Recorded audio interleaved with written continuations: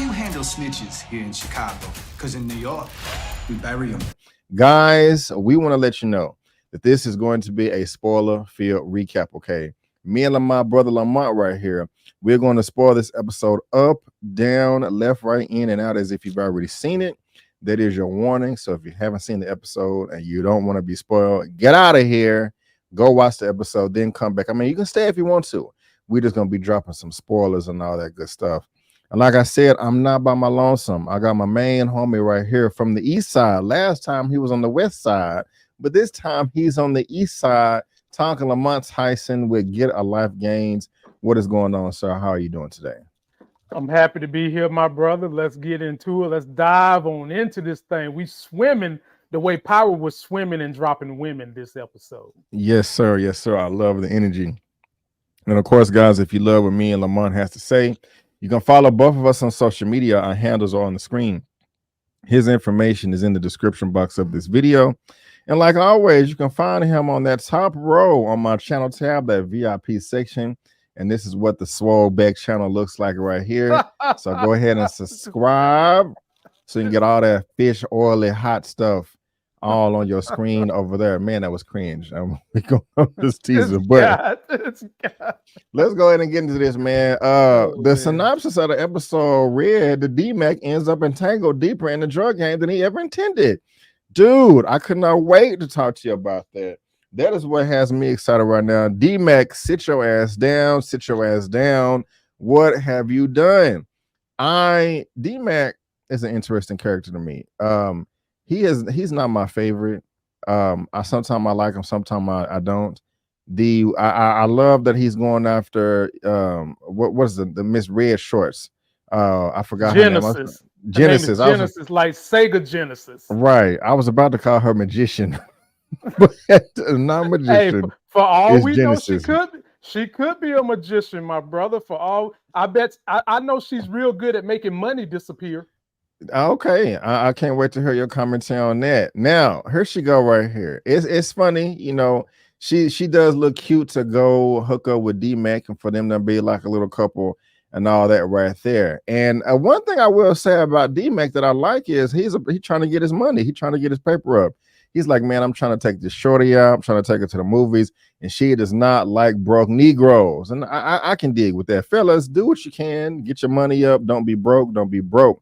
And all that's cool, you know, other than his hairstyle, this bad wig that they have going on or whatever with his dreads. I like the fact that she did, hey, if we're going to go out, I'm going to need you to get a lineup in the fade. But at the same time, man, he's too big for his britches. Ended up killing the cop at the very end, Cop Seamus or Detective Seamus. I did not like Seamus. I think he's an asshole. I think he's a jerk. I don't like the way he's drugging drug dealers, but also pressing Diamond, Mr. Thompson, like, hey, I need 50,000, I need 25,000 by the night. You know, that you blinked that and made that in a moment, in a blink of an eye. I'm up here doing the God's work, the Lord's work. Bro, get out of here with all your hypocrisies. I don't like them. But what do you think of? We start at the very end of this episode, man. What do you feel is going to happen next? How do you feel about Seamus's death? How do you feel about Genesis? How do you feel about what D-Mac did in killing the cop and how they're going to handle this, sir? How you feeling? Let us know. Well, let's take it from D-Mac and Genesis. Okay. Genesis is the genesis of why D-Mac want to get back in the game. You know, because his homeboy was telling him you should stay out the game. Shout out to homeboy from the Shy. And then Genesis pop up talking about she don't mess with broke Negroes. And now all of a sudden, Genesis pussy want him back in the game. Okay.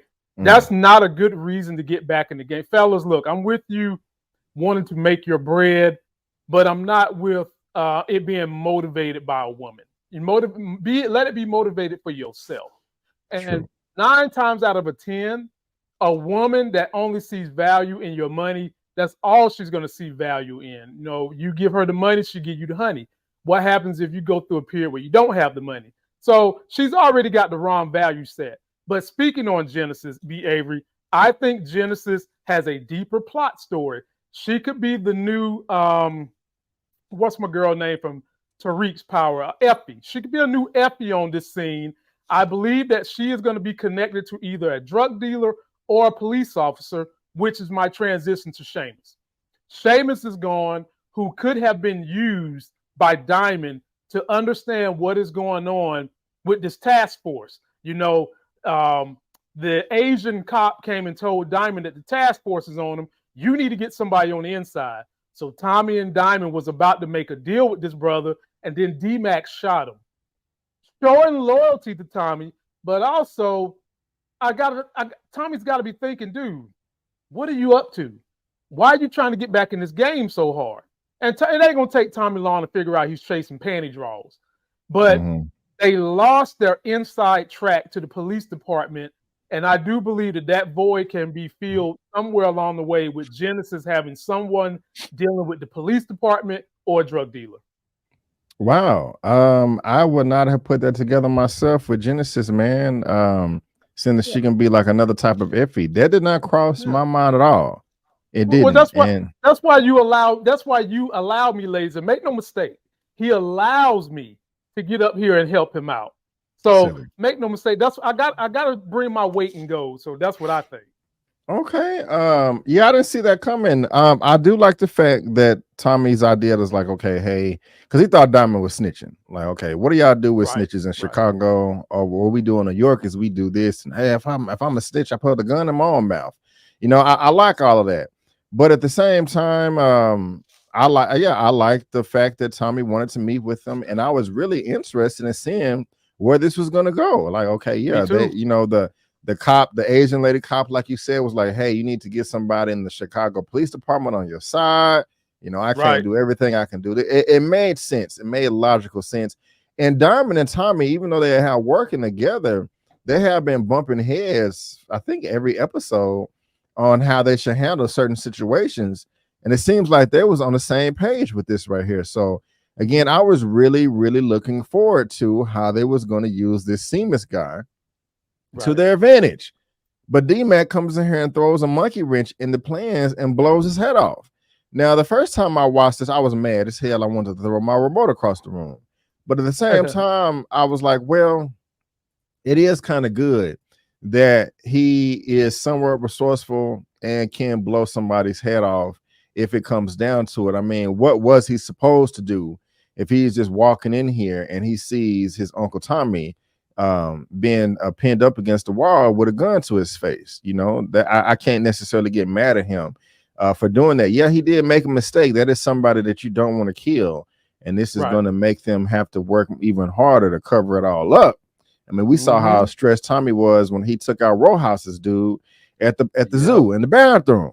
This is a cop here. You know what I'm saying? So that this opens up a whole new can of worms of problems and issues that they already were dealing with. I mean, so yeah, he won't be coming to you asking for 50,000, 25,000 no more, but he's dead.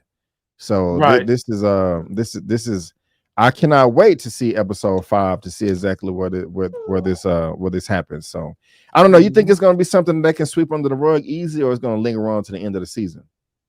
It's going to linger, my brother, because you know we didn't even know Diamond had the Asian cop working with him. So Diamond has got more diamonds in the rough, so to speak, than what we could imagine. So I think it's going to linger until the next season. I mean, to the Gotcha. Yeah, it may linger on until the next season. We'll see. You guys let me know what you think. We would love to know in the comment section in the chat how y'all felt about that. And shout out to the nice Asian lady right here. Now, go ahead and pull out your notebook, man. Go ahead and pull out that notebook.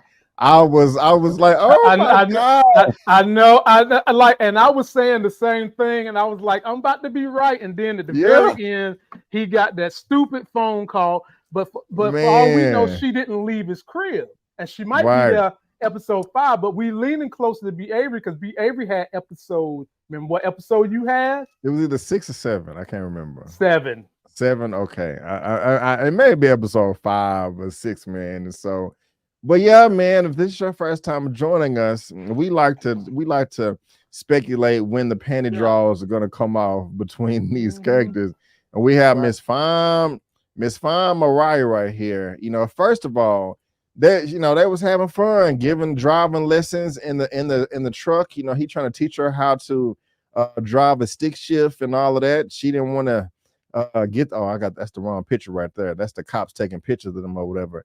But I don't know about this, man. I would have had to jump out of the car.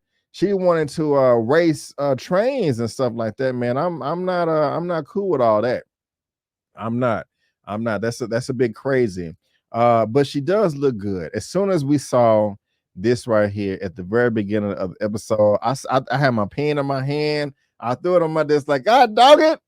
Here they are right here going on a little date, first date right here. He gonna get the panty draws by the end of the episode. I was like, damn it, how does Lamont predict these things? I just don't understand.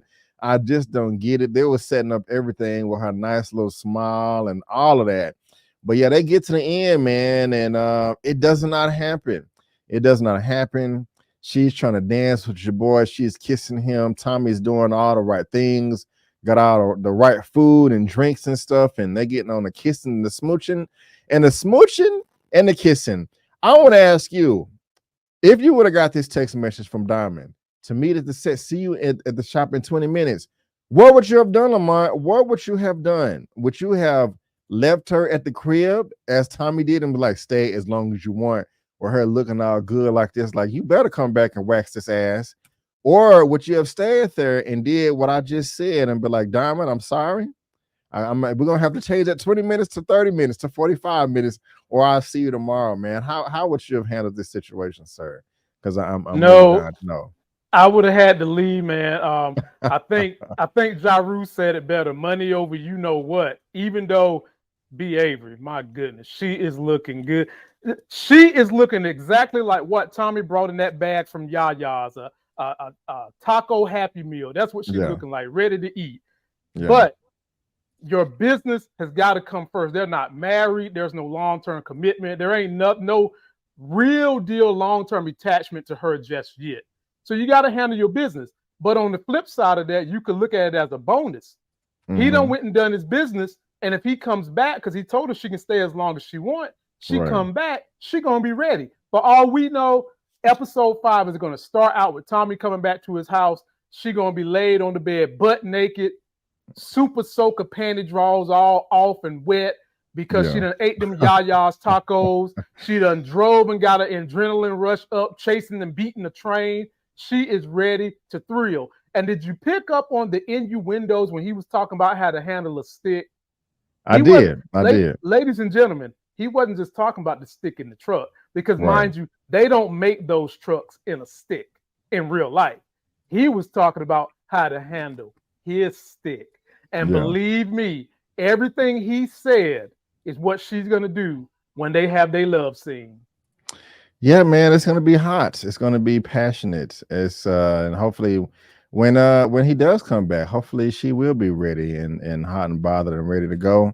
I hope so. I hope so, because we all want him to win. I know he wants to win, and we're gonna see. But Lamont predicted episode 4. I predicted episode 7. Where are you at on this, guys? You think it's gonna happen episode 5, episode 6, episode 7, or episode 10, or it's not gonna happen at all? Do you think that she's gonna die and not make it out towards the end of the season at all? That would be horrible. But again, you guys let us know what you think. Now, the episode also started off with our boy Jenard tripping balls, man. He is going crazy. He's looking at Winston, little K here. Not Winston, Wendell K, and losing his mind. He's doing drugs. He's getting high off his own supply. It looks like he almost shot himself in the face, man. And he is falling apart this episode, bro. I mean, like, he's not a good liar at all. He beefing with Shanti. He beefing with his own crew. He got his bloody mouth. Well, how you feeling about Jenard and all of his wrongdoings and whatnot? I can't hear you if you're talking. I'm sorry. My bad, man. My daughter is having a tantrum, so y'all have to forget the background noise. But Jenard is losing control. The beginning of the episode, he's having a complete mental breakdown. And we've seen them escalating his issues because now he's back addicted to doing his drugs. That's why we start calling this man Junkie Jenard. Mm-hmm. And he's having this breakdown because he's losing control of his organization. The thing that get on my nerve about the way they wrote this guy, he's supposed to have been the leader of the CBI for 15 years while his brother was in jail. And now that they split, it looks like he's undisciplined. He has no control. He's doing the coke. He can't control his dudes. He's at odds with his dudes. He owed this drug dealer money. He owed that drug dealer money. Jenard is in a world of trouble, but I think they're going to find a way to save this character. I was just about to ask that, man. Like, is there any redeeming qualities about him? Is there anything that he can do to come back over to the light, to come back over to a character to the side where you're like, I like Jenard now, or he is getting it together. He does have his head on straight, because I don't see it. I see him spiraling out of control, and I think he's just going to end up dead. But what you got? The way that they can bring this character back into the fold and be in the good graces of the audience is the audience is a fan of Tommy, and through that fandom of Tommy, we're also connected to Diamond. Diamond is Jenard's brother, and we've seen that they do have this weird brotherly love going on where they're not going to kill each other. So we could see a situation where we've already seen Claudia doing a coup with Mucinex and her brother, and is planning to kill the daddy. And in that coup, she's trying to take over Rojas. She want to take over CBI. She's trying to do all that to clear the board. In order to do that, you're going to have to take on Jenard at some point in time. And Jenard might be in a situation where he needs Diamond's help and genuinely do the right thing to save Diamond or Tommy. And then you can see the audience getting back behind Jenard if he was to make that kind of a action to help out Tommy or Diamond. And, save their life, help them out. You could see that. And you could see it happening because all the odds are stacked against him. I thought Miguel was about to torture him. I thought we was going to have a Mucinex torturing number 2 Mexican style from Miguel, but we didn't get that. But that is how I could see Jenard getting back into the good graces of the fandom. I don't know, man. I see what you're saying. I thought he was going to get tortured by Miguel too, and that would have been funny. But he got caught by the sister, do your own needles and stuff. But I don't see there's any any saving for Jenard. I think he's just out of there. I was thinking like, okay, he's gonna have to save Diamond's life, but I was like, is that really a big deal? I mean, that's your brother. I would think that you would save him, and I just don't see him saving Tommy. And even if he did, I just don't think that's enough. I don't know what Jenard would have to do, man, but I just don't see anything for him to come back to the light. I think he is just too far gone. I really don't even know how many people feel about his character. I personally don't like him. I've said that a number of times. He's just annoying to me. I think he burns bridges, especially the way that he was talking to Shanti last episode and this episode too. Like, I just don't. This woman has been down for you all around, and it's the way that you treat her and talk to her, and the way that you're just so dismissive with her is ridiculous to me. I mean, I just don't get it. She did kind of check him, and I understand where it's coming from. Like, hey, I didn't tell you this for you to check me. Excuse me, don't put your finger in my face. But she was justified in that, man. I mean, as much as she's done for you, and you still gonna go back and not follow her advice and kill Lil K, and not even seeing that remorseful about it. I mean, I don't know, man. I don't know what he expects, and so he's burning bridges with everybody. His brother Tommy, Miguel, he already got hemmed up by the Serbs, and his own people too. In this episode, what was his reason for it? Do you think he was trying to die? Do you think he was in a way trying to commit suicide when they was in here? He was like, I'm the one that killed Lil K. What y'all gonna do about it? You know what I'm saying? Like, what do you think the reason was behind that? You think he was just high on his own supply and making him go crazy town? Because that didn't really make sense to me. It made sense to me because he needed to make an example to his crew that he is the big dog in this crew. Stop challenging me. Stop challenging my decisions. And if you want to die, as Tupac said, Gino exhale, F you too. He was trying to flex his muscle and show an exhibition of power to his crew when he came clean about he's the one that killed Little K, because he wants them to know don't you step to me, don't you go against what I say, or there's going to be consequences. And I think that he has achieved his mission. Really? Yep. Wow. You think he's achieved his mission even with them walking out on him? Yeah. I mean, because they know if you're going to stay there, you got to do what he says do. If not, you're going to go or die. And now the only thing that he's done now is create more enemies with the people that walked off. But the people that stayed, do you think they're going to be trying to get in his face now? Absolutely not. I don't think they want to stay. I think I'm looking at this right here, and I'm saying to myself, man, they looking at him like this dude is whack as hell. He's not a leader. He's not in charge. He don't know what he's doing. I want to follow the suit with the guys that just walked out. I mean, that's just I think they out of there. They should have, but everybody didn't leave. That's the problem. Some of them stayed, and the ones that stayed, I'm sure they're questioning his leadership. But what he just did in the midst of having horrible ass leadership is put fear in their hearts, and because of that fear, they're going to follow him. If they was going to do something different, they would have left, but they didn't. But the problem that he just created is everybody that walked away from him is a potential CI or a potential person that's gonna possibly be trying to kill him. So, you flexed your muscle. You let the people know that it's my way or the highway, and the ones that took the highway might be the ones that called 911 on that ass. Wow. Okay. We polar opposites on that one right there. I can't wait to see what's going to happen next, because I just don't understand what he's going to do next. I think he's assed out. I think he's going to go back to Diamond and be like, hey, I'm sorry, bro, can I still work with you? I done messed up here, I done messed up there, and I don't got no more people. I don't know, but you guys let us know what you think, because I'm up in the air on that one right there. Right. But let me put the ball in your court, Lamont. What else about this episode has you salivating at the mouth, or are you really passionate about that you want to get off your chest that we haven't discussed yet? What you got going on over there? Let's see here. I'm intrigued that Claudia is pulling the strings in the Flynn family when her brother.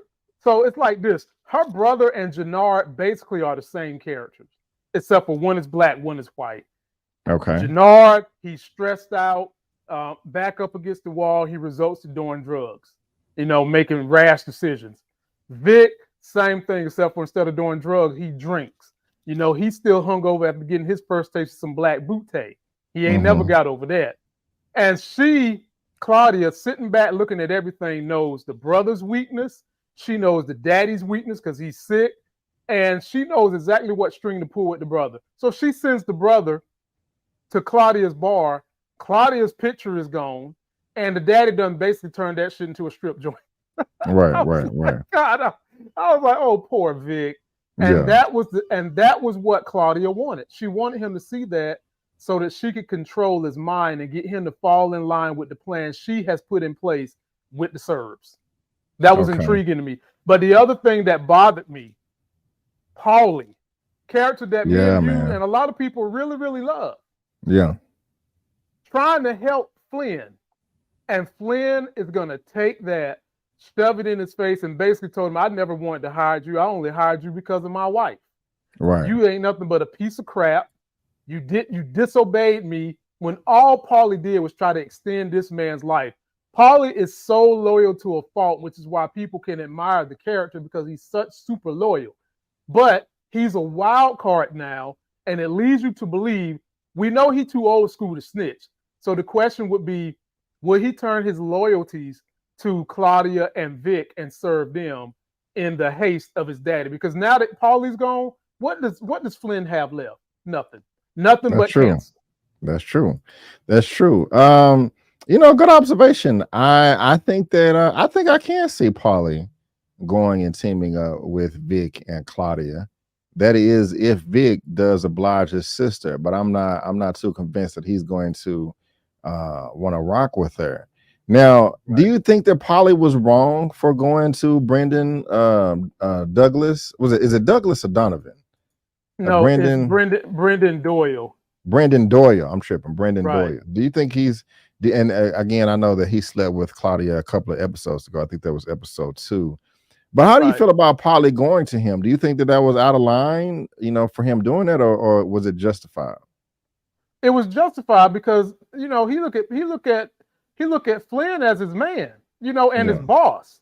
Now, obviously, you can see that the people in Ireland have tremendous respect for Paulie because you saw the kind of respect Brendan had for him.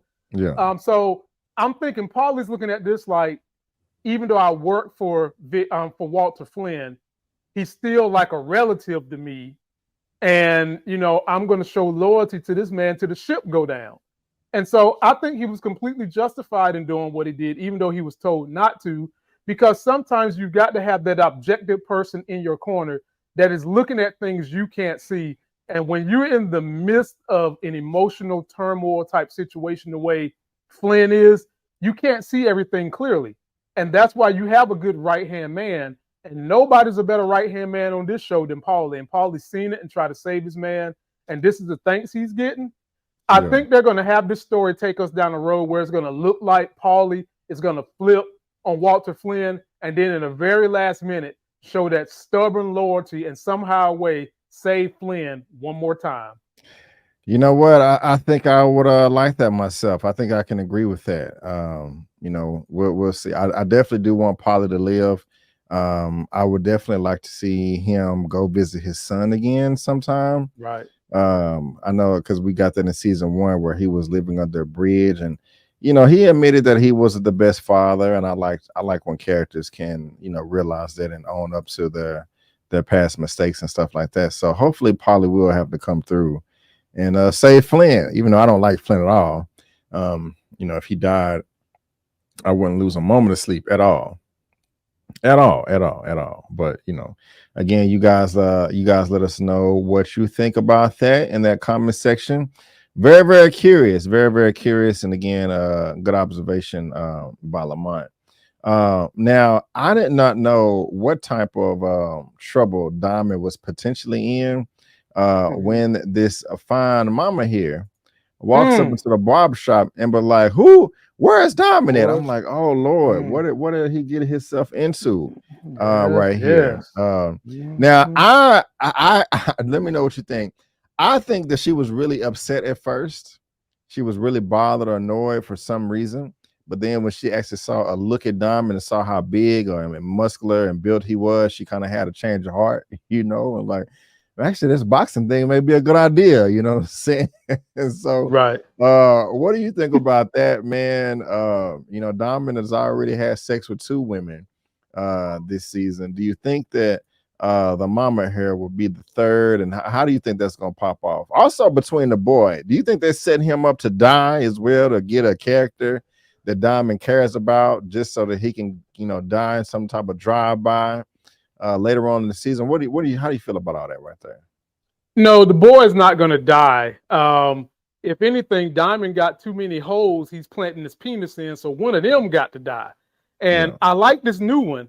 Obviously, this new one, I think she came up there flexing her muscle because she's probably used to no good Negroes doing her dirty, and she wanted to come set eyes on who's saying things to her son that could possibly leave him up the creek again, because oftentimes you get women who are in these situations where men promise their young boys that they'll do something for them and never show up. So she came up there with that kind of intent, but they made the tension so thick and they made her so fine. Everybody in the barbershop couldn't stop looking at this woman. Right. I mean, like, she walked in and Gina walked in there and got everybody attention. She didn't just get Diamond attention. I mean, she even got Red Fox over there standing beside Diamond's attention, got his attention. Yeah. Poor man about to have a damn heart attack. See, I had to unzip his coat.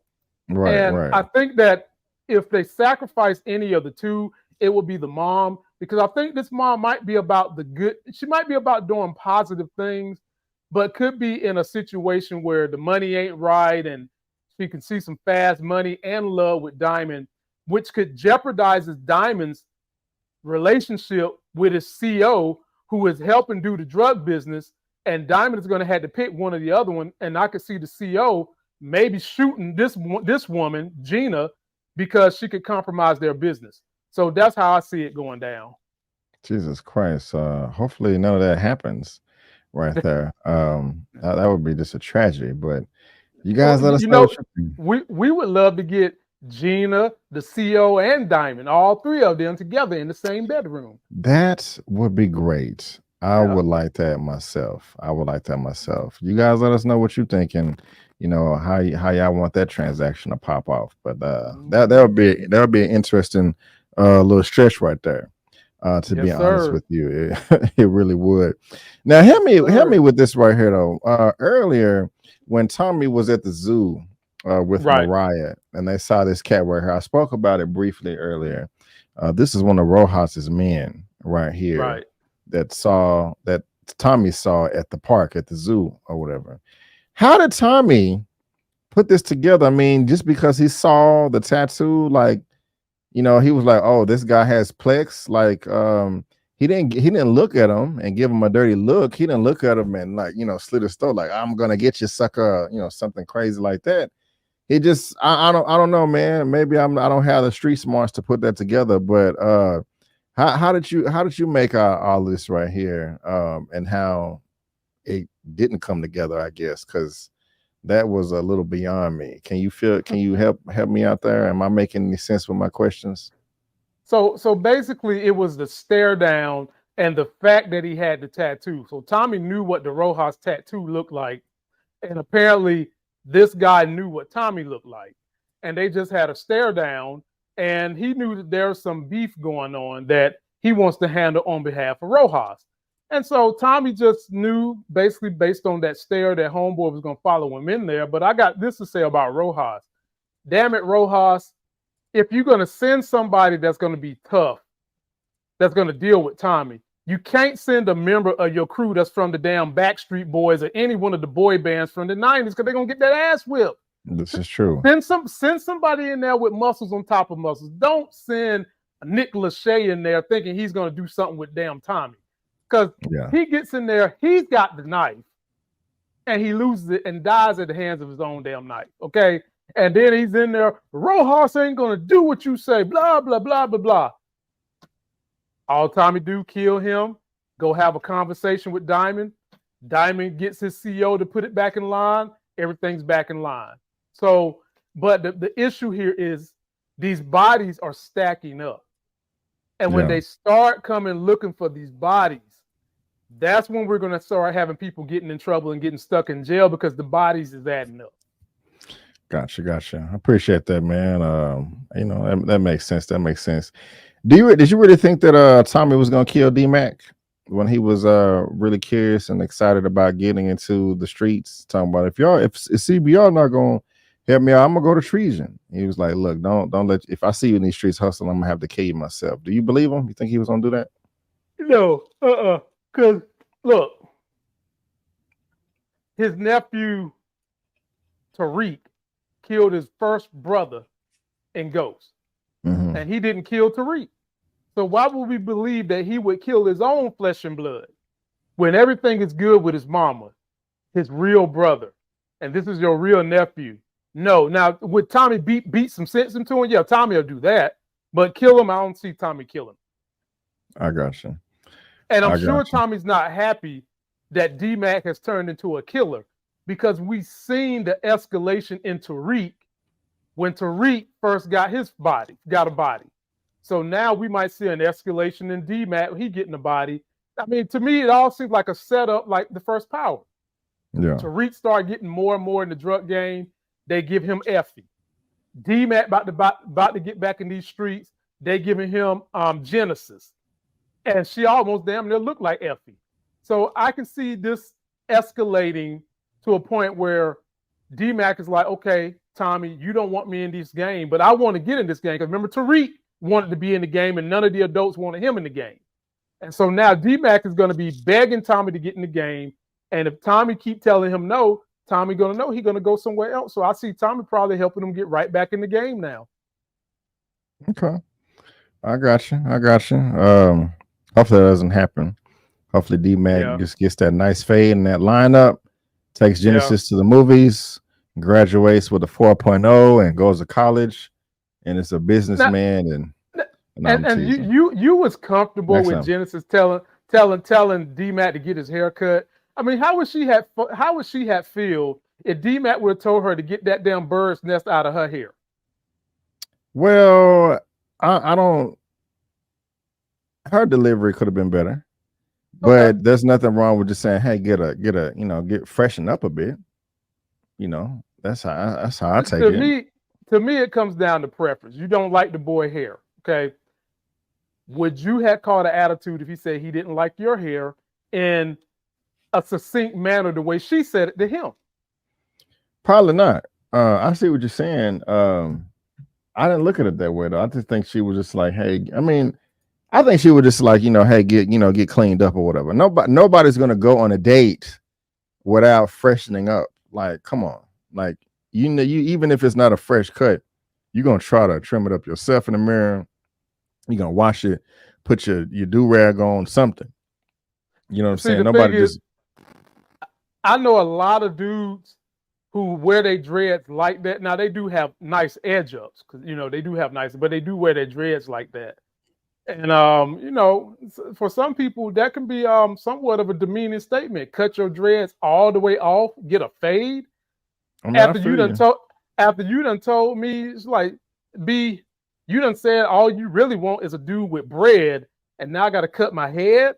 So it's like, girl, But like I said, the panty draws got them motivated to get that money. So we'll see where it goes. We will see where it goes. We'll see where it goes. Where do you think things going to go with these cops? This gentleman here is really the only one that I like. What Mr. I like him. Everybody else, Detective DeFranco. Everybody else is Bobby DeFranco. Everybody else is, they're okay. They're just there to fill in space. I know we kind of got some shots with Tommy on his date earlier, and they were trying to get the Kodak moment and all of that. But I mean, do they do anything for you, man? Do you like them at all? And later on, they got they hemming up people on the corner, busting them down. Tommy was able to see that from the side or whatever. How you feeling about all these cops, if anything at all, and their task force? I hate to keep picking on Big Girl, but why do they keep sending Big Girl out there to do the surveillance and get fingerprints and shit? She too slow. Yeah. She like they got caught trying to get pictures of Tommy and Maria in the truck this time. Stop sending her slow butt out there to do all that stuff, man. Send the black dude out there. He looked like he got speed like a running back. Stop sending her to do all that. She like they got caught again, okay? Eventually that chick is going to die. But, getting back to the task force, because she's moving too slow, man. You can't move too slow with Tommy. The thing that intrigued me the most about this task force is we learned that the crooked Cooper Sacks on their team is actually his wife trying to run for mayor in there coercing the white young lady to give details about the death of Colin. That's what we learned about this task force, that woman is ruthless. His wife is ruthless. And she's ruthless as someone playing checkers, which means you're going to eventually get that ass caught up. Right. And she's trying to become the mayor doing crooked stuff. So that revealed to me a deeper issue going on between them two. Because right now he seems like he's more ethical than her. We can't say he's fully ethical because you can't pay people to get information. You're not supposed to do that. But she is coercing witnesses. And when she tried to coerce this girl into saying Tommy was the other person, she said, hell to the no. I don't know about that. You had to call my bodyguard, okay? So that's what I thought was intriguing about this task force. His wife's zest, her zeal to want to be mayor and get this task force up and going because it's going to elevate her status in the community. Yeah, that is quite shady. She did want to point Tommy out right here in this photo. But yeah, I gotta just say this, man. Y'all can read me up in the comments if you want. I don't remember her at all. I just don't remember what scene she's from to where she witnessed a murder of Vic. It's got to be season 1 because they the person that got killed was a cat named Colin, and it's got to Yeah. be season 1 when Vic and Tommy was running together. Okay. And they done just brought her ass back because Vic and Okay. Tommy ain't killed nobody this season. Yeah, yeah. And I vaguely remember season 1. I didn't really care for it too much. So you know, I did ask Lamont before we recorded. I was like, say, man, what is all this over here? I just, you know, but yeah, I would love you guys' commentary in the comment section below as well. But now we kind of spoke about them earlier, these brothers and sisters right here. You know, Claudia is trying to move up in the ranks, and she's also talking about murdering the daddy. And I would love your commentary on there. But like you spoke on this earlier, man, she has Vic showing up to the club, and it's been turned into a titty bar. Old dude is getting some service in the background, and of course he don't want to see none of that. I mean, this was his baby, this was his boo thing, and this being turned into a strip slut house, you know, to a degree. So that's crazy right there. Why would the daddy do that, man? That's just beyond me. Here he is meeting with Doyle. But do you think this is going to be enough to get Vic to be like, okay, yeah, let's murder our father? You think they're actually going to go through with that? And what kind of person is Claudia, man? That's pretty evil. You know, you want to murder your own daddy? Like, damn. Like, I know you may not like him, but did he do that much to where you want to take him out? That's just ridiculous. That's crazy. But go ahead, sir. What say you? What say you? When someone threatens your livelihood, family go out the window. They've got this money and these savings and all this stuff tied up in Dublin that's supposed to go to the Flynn organization, and the daddy's standing in the way of all that.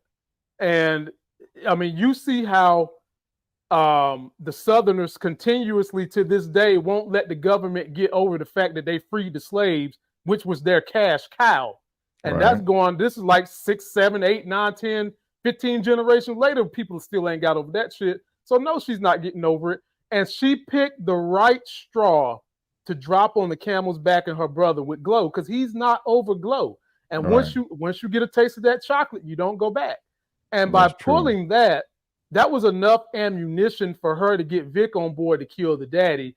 She didn't need no more ammunition because the daddy done spat in her face twice, undercut her to try to get the brother, told her she's a woman, and then basically told her to go F herself. So yeah, she's ready to step up to the plate. So yeah, I could see them trying to orchestrate this, but something dealing with Paulie is probably going to stop it from happening. Yeah, Paulie, he's gonna have to come save the day somehow. Whether he's gonna save the day or kill somebody, and that may be the same thing. We're gonna see, man. I don't like Claudia. What's up? I got a question for you. I know y'all know B. Avery is the one that started calling this girl pee in her pants without wiping. That's all his joke. Did you notice how Jenard keyed in on two things that could be crucial in this episode? Number one, that Miguel has diabetes, and number two, that Miguel's sister, the sweet Maria, was the one that was going to inject him, and she got mad and stormed out of there. Jenard saw both of those things. So those are two possible pieces he can play on the chessboard. He sees Maria with Tommy, she's in danger. He can ever get Miguel somewhere and get him to have some kind of diabetic seizure, coma, whatever. That's another way he can use that to get Miguel. Or altogether, he scoop up the sister and try to get the sister to take all Miguel's diabetic drugs, or in somehow a way he can get drugs for him. Jenard saw all that, B. Right. Now the question is, what is Jenard going to do with all that information? I don't think he's going to do anything with it, because I think he's an F up. He's high on drugs and burning bridges. I think he's just going to go, I don't know what to do, and fall over a bridge into a river and get swept away or something. No, I don't. I'm being silly, but I honestly don't think he's going to do anything with it. I just don't think Jenard is competent enough to, to come through. Jenard may die next episode. Seriously. I'm thinking I don't think or at least I don't think he's going to make it to the end of the season, man. He's just not He don't got it together, man. He's a lost cause. So he's gonna make it. And for everything that you think he can't do, he's got a ride or die in his corner named Shanti that can make those decisions on his behalf. I don't think she's gonna stick around. What? Well, she might, because they were kissing last time. They were making that. And then she also told him, "Are you doing drugs? Whatever you're doing, I'm down for it. I can help you out with that." She is like super ride or die. She's willing to help him get drugs and everything. You think if he continues to go down the same path he's on right now, doing the drugs and all this stuff and being a loose cannon, you still think she's gonna be there, or you think she's gonna bounce? If he starts to give her a little bit more control over the organization, she'll stay. But if he's going to be Mr. Wild Man and not listen and take her advice and all that, nah, I could see her pivoting. Okay, I got you. Y'all let us know what you think.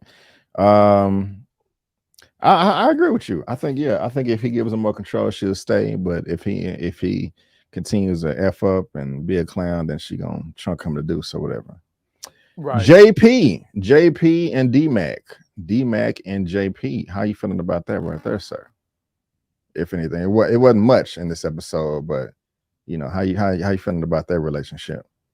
And I think it's growing. You know, he was trying to give him a metaphor that, you know, you can do a lot of things with math other than just count. Maybe it resonated with D-Mac, maybe it didn't. But the smile and the glow that these two had in this scene just kind of said that maybe that they're at a point where they can start building on a father-son relationship. But you start building on that father-son relationship, obviously this father don't want his son in the streets. So it's going to come down to how much rope are you going to give your son before you start kicking him out the house, you start dropping the hammer on him, or you decide you want to teach him the game and try to help him. We'll see. We will see. Lamont, I think we've covered pretty much everything, man. You know, we've gone over Diamond and the Asian lawyer lady. You know, got the text message from Seamus, and we talked about that at the very beginning. We got Tommy smooching with Mariah here and the panty draws and all that, and he ends up dead. What else that happened in this episode, man, that we haven't discussed yet that you want to get off your chest, sir, if anything at all? Or have we covered anything? You got some predictions? Let us know. I think we Monday morning quarterback pretty much everything. I already gave one of my predictions that the next episode is going to open up with Maria still at Tommy's crib waiting on him with hardly anything on but a super soaker. And I think that we're going to see D-Mac continue to get deeper and deeper into this drug game. And something is going to emerge from this new girlfriend love interest of hers, Genesis. And I'm thinking either way you look at it, it's not going to be good for Tommy and CBI and the crew. Okay. Pull out your notepad. The opening scene for episode 5. Is it going to be Tommy coming back to the crib to see the wet panty draws of Mariah? Or is the opening scene going to be of Tommy, Diamond, and D-Mac trying to figure out what to do with the body of Seamus? I'm going to go with the body of Seamus, them trying to figure out what to do. That's going to be the opening scene, the opening frame. You know, not 5 minutes in, not 2 minutes in, not 30 seconds in, but the opening shot. As soon as the theme song music goes off, power, respect, all that. It's going to be of them trying to like, what we going to do about Seamus? But you think it's going to be the wet panty draws. Tommy, I'm waiting. Look at that right there. Opening scene, episode number 5. Panty draws of Maria, body of Seamus number 2, D-Mac, Tommy, Diamond. I got you. That's why I keep this notebook around, baby. Yes, the magical notebook. I'm trying to think what other scene is a big deal that they can open with. It could be Jenard, but they already opened with Jenard on this episode, and they ended with him in I think at the end of episode 3 as well. So I think Jenard. It's gonna be one of those two. It's got to be one of those two. One of those gotta two. Be. Got cool. Y'all let us know down in the comment section. What do you think is going to happen next episode? What do you want to happen? And how is episode 5 going to open up? Wet panty draws, a body of semen, or wet panty draws? But guys, ladies and gentlemen, we don't want to boys, see the body of Siemens. No. We don't want to see that either. But guys, ladies and gentlemen, boys and girls, that is going to wrap it up for me and Lamont's Power Book 4 for Season 2, Episode 4, recap and review for The Devils in the Details. Hopefully you enjoyed the episode. Hopefully you enjoyed our commentary. And we will be back, same place, same time next week for Episode 5. Please hit that subscribe button if this is your first time here. Leave a comment and or a thumbs up, and for the 5th time I'm saying it, just leave a comment of everything that you think, because we're going to be checking all of those out. Lamont, before we head out of here, sir, what do you have going on your Swellback channel for all the good people to look forward to? Well, good folks, I will be dropping, of course, I'm going to do the Power next episode trailer breakdown for you guys' entertainment. And I'll be coming back hitting you with some shy content real soon. My schedule has been crazy, but between October through the rest of the year, I'll be kind of settled and be able to get more content out to you guys, and things are going to level off with the kids. So just bear with me. I'm trying to make my road through Hollywood, and I'll keep you guys posted on how I'm moving. And follow me and be able for the entertainment. And be sure, nowadays you can send super chat via comment. Send this good brother be able to super chat via comment. This dude is amazing. Puts on great content. He works so hard across multiple genres of TV and movies. Really trying to get to a point where this man is all YouTube, and I want to see him get there. And you guys can help by giving him a super chat comment.